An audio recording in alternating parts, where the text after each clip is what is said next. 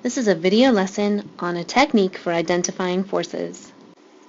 Here are the steps I'm going to demonstrate in this video. First, we're going to sketch a scenario. Then we'll isolate the object of interest by drawing a boundary around it. Third, we'll consider any long-range forces and draw them as vector arrows. For all the vector arrows, they should begin on the object and point in the direction of the force, and the length of the vector arrow shows the magnitude. Finally, step 4 is that at any point where the object of interest touches any other object, there should be a contact force. Figure out what they are and add those vector arrows to the drawing as well. Once we've completed that, we should have identified all the forces acting on the object and their directions. Let's start by considering the forces acting on this woman doing yoga. Part of the reason I showed you the picture of the woman doing yoga is because this is my drawing of her doing yoga, and I know it's not very good, but I know what it is, and when you do your drawings, what's important is that you know what they are. So what is the object of interest in this problem? It's the woman doing yoga. I'm going to isolate the object of interest by drawing a boundary. So I put a circle around her, so everything inside there is internal. I'm not worried about any forces there. I'm only worried about forces coming from the outside into the object. So first I should consider long-range forces. That would be things like gravity and the electromagnetic force.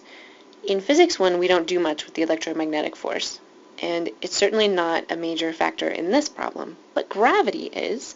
So I'm going to draw a vector which represents gravity. Now, gravity always points towards the center of the Earth, which in this case is straight down. I'm going to draw it from the object, pointing in the direction that it points, and the length there is supposed to represent the magnitude. I'm not calculating anything, but when I draw other forces, and I'm thinking about how strong they are, then the length of this vector arrow is going to be sort of my reference. So let me mark this. This is her weight. All right. So I can't think of any other long-range forces that would be a factor. So let's consider contact forces. The only point of contact in this problem is the foot on the ground. So what's happening there at that foot on the ground?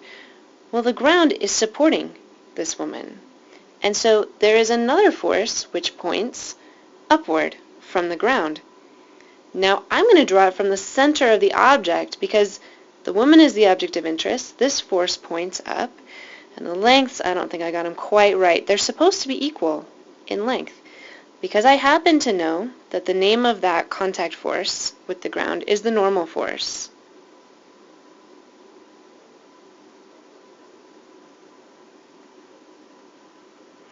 And it's a property of normal force that unless what you're standing on breaks, it will always provide the force needed to respond to whatever force is pressing down. And so if weight is pressing down, normal force will respond to provide exactly the same amount of force pointing up.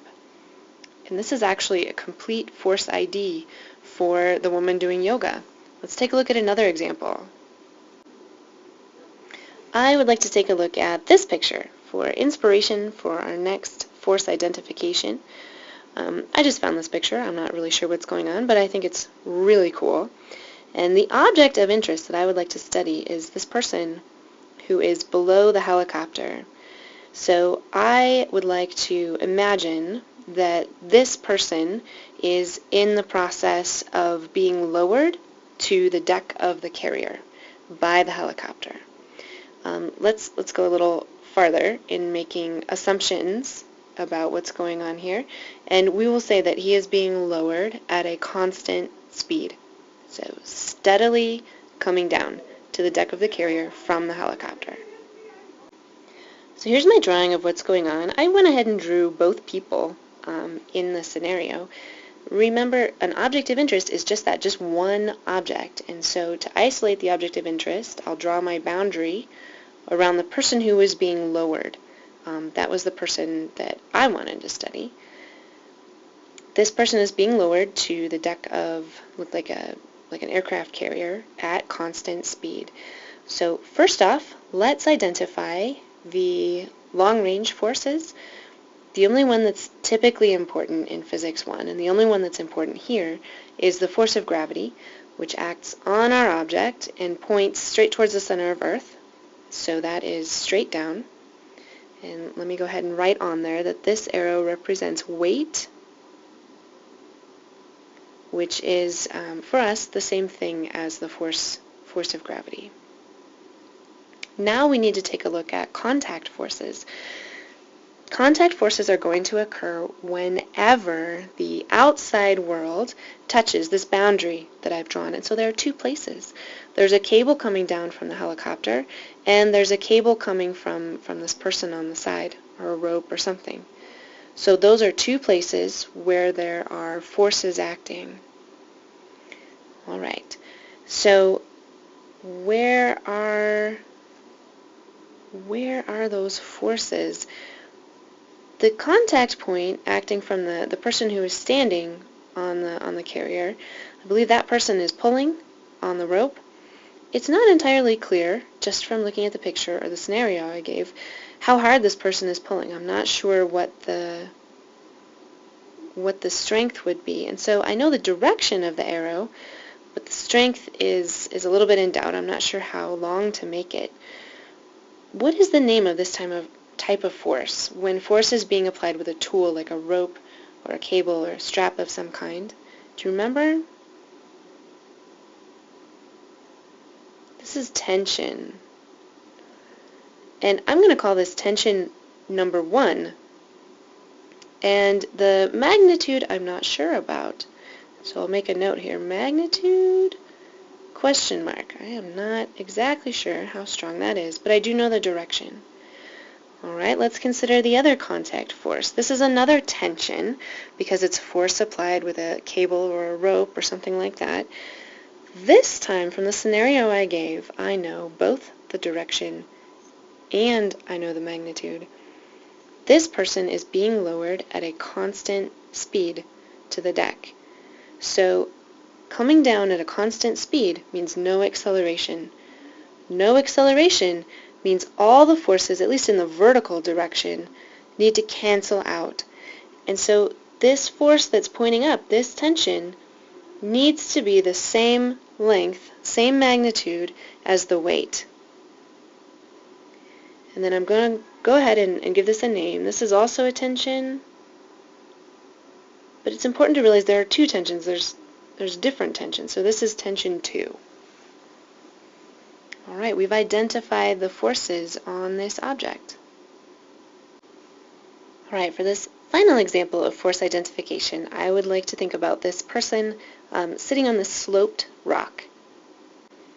All right, here's my drawing of this person sitting on the slope. The object of interest is the person, so I'm going to go ahead and draw my boundary. And now it's time to consider the long-range forces.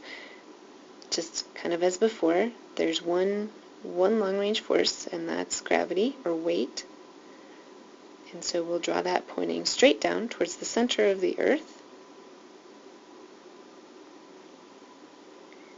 And now we will consider contact forces. There's only one point of contact, really. Well, I guess there are both feet and a seat in contact with the rock. But the object as a whole, this person, is just in contact with the rock. So contact between object of interest and just one other object. So we're going to lump these points of contact together as just one interaction between the woman and the rock. So what force belongs there?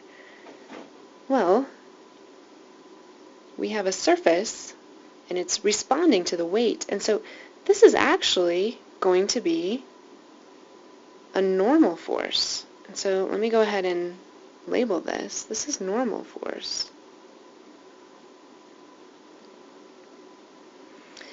And the definition, the rule for normal force is that it's always perpendicular to the surface.